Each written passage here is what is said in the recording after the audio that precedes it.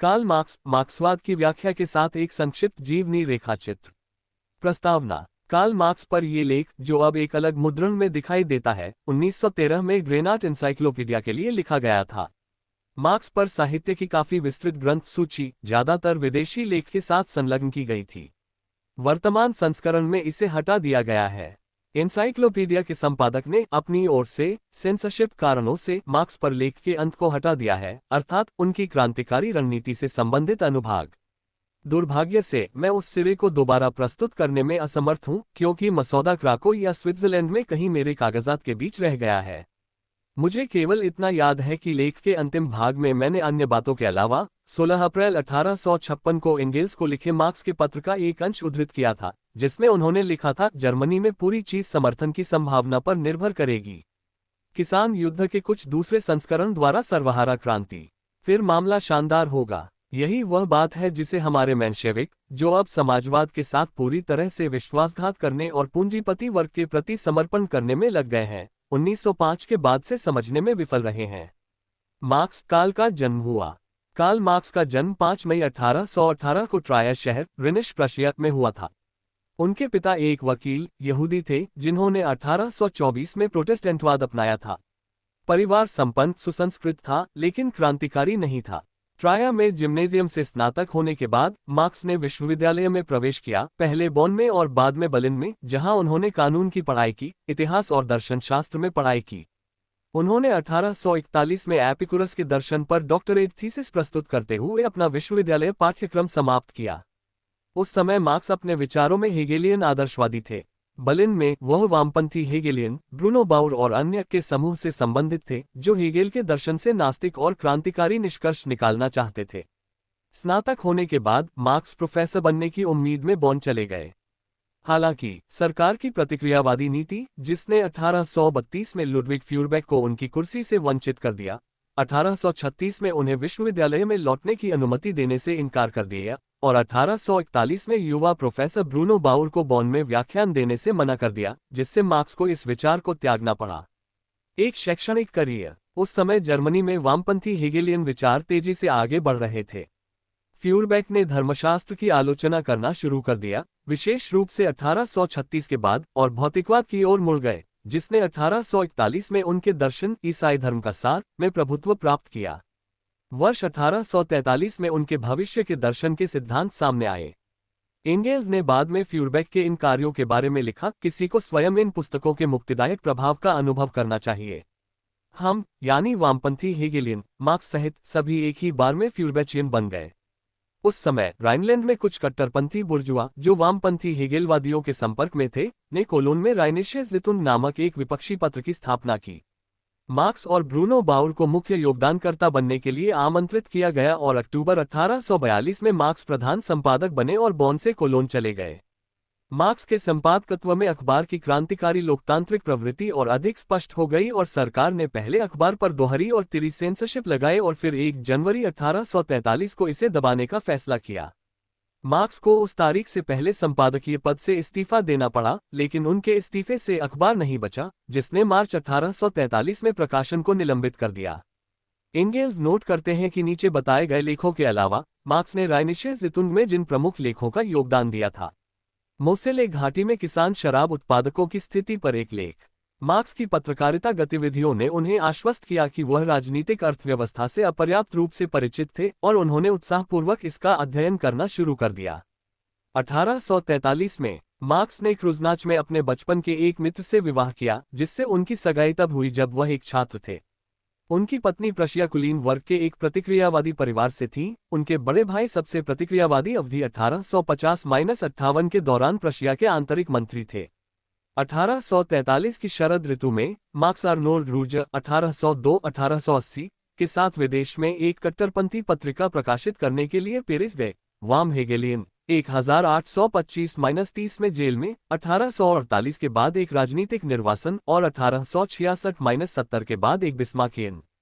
इस पत्रिका का केवल एक अंक, डॉयश फ्रांजोसस्चे जाबच्चा, प्रकाशित हुआ। जर्मनी में इसे गुप्त रूप से वितरित करने की कठिनाई और रूजर से असहमति के कारण प्रकाशन बंद कर दिया गया था। इस पत्रिका में मार्क्स के लेखों से पता चला कि वह पहले से ही एक क्रांतिकारी थे, जिन्होंने मौजूदा हर चीज की निर्दयी आलोचना और विशेष रूप से हथियार द्वारा आलोचना की वकालत की और जनता और सर्वहारा वर्ग से अपील की। सितंबर 1844 में फ्रेडरिक एंगेल्स कुछ दिनों के लिए पेरिस आए और उसी समय से मार्क्स के सबसे करीबी दोस्त बन गए। उन दोनों ने पेरिस में क्रांतिकारी समूहों के तत्कालीन उबलते जीवन में सबसे सक्रिय भाग लिया। उस समय प्रूदो का सिद्धांत विशेष महत्व का था, जिसे मार्क्स ने अपनी पॉवर्टी ऑफ फिलॉसफी 1847 में खंडित कर दिया था। निम्न बुर्जुआ समाजवाद के विभिन्न सिद्धांतों के खिलाफ जोरदार संघर्ष करते हुए उन्होंने क्रांतिकारी सर्वहारा समाजवाद या साम्यवाद, मार्क्सवाद के सिद्धांत और रणनीति पर काम किया।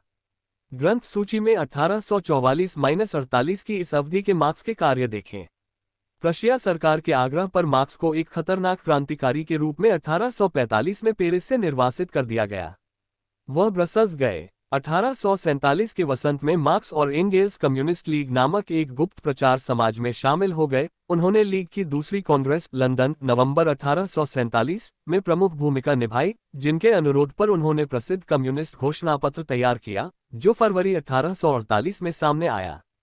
प्रतिभा की स्पष्टता और प्रतिभा के साथ ये कार्य एक नई रूपरेखा तैयार करता है, विश्व धारणा भौतिकवाद के अनुरूप, जो सामाजिक जीवन के दायरे को भी शामिल करती है।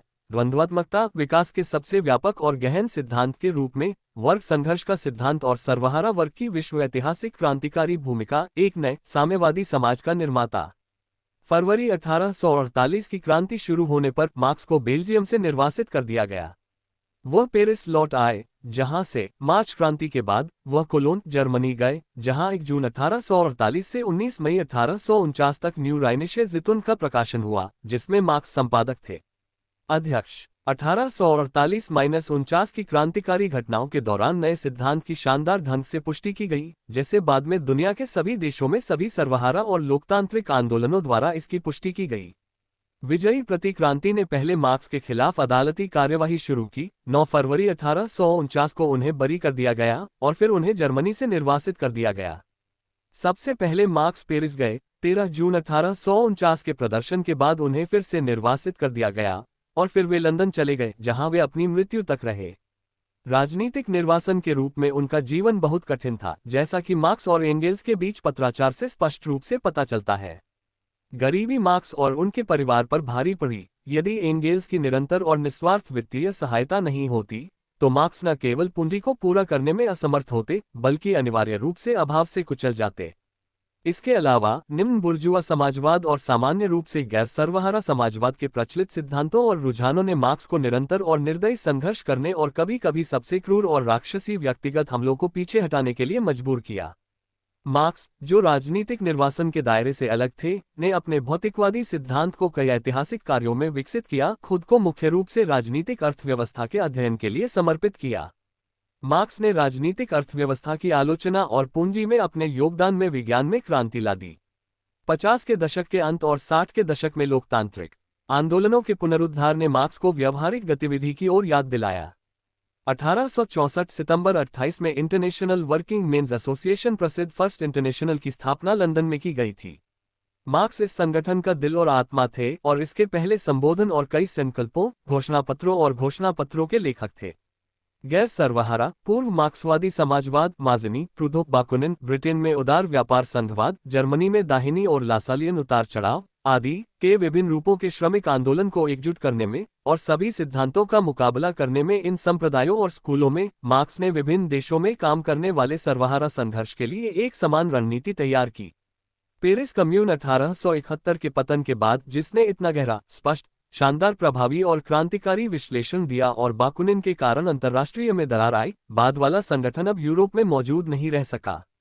इंटरनेशनल की हेग कांग्रेस 1872 के बाद मार्क्स ने इंटरनेशनल की जनरल काउंसिल ने अपनी ऐतिहासिक भूमिका निभाई थी और अब दुनिया के सभी देशों में श्रमिक आंदोलन के कहीं अधिक बड़े विकास की अवधि के लिए रास्ता बना दिया है, एक अवधि जिसमें आंदोलन का दायरा बढ़ता गया और अलग अलग राष्ट्रीय राज्यों में बड़े पैमाने पर समाजवादी मजदूर वर्ग की पार्टियों का गठन हुआ।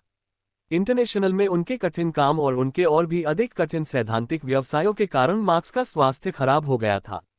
उन्होंने राजनीतिक अर्थव्यवस्था के नवीनीकरण और कैपिटल के पूरा होने पर काम जारी रखा, जिसके लिए उन्होंने ढेर सारी नई सामग्री एकत्र की और कई भाषाओं, उदाहरण के लिए रूसी, का अध्ययन किया। हालांकि खराब स्वास्थ्य ने उन्हें कैपिटल पूरा करने से रोक दिया। 2 दिसंबर 1881 को उनकी पत्नी की मृत्यु हो गई और 14 मार्च 1883 को मार्क्स का अपनी कुर्सी पर शांति से निधन हो गया। उन्हें लंदन के हाईगेट कब्रिस्तान में उनकी पत्नी के बगल में दफनाया गया है। मार्क्स के बच्चों में से कुछ की बचपन में ही लंदन में मृत्यु हो गई, जब परिवार अभावग्रस्त परिस्थितियों में रह रहा था। 3 बेटियों ने अंग्रेजी और फ्रांसीसी समाजवादियों से शादी की, एलेनोर अवेलिंग, लॉरा लाफार्ग और जेनी लॉन्गुएट। उनका बेटा फ्रांसीसी सोशलिस्ट पार्टी का सदस्य है।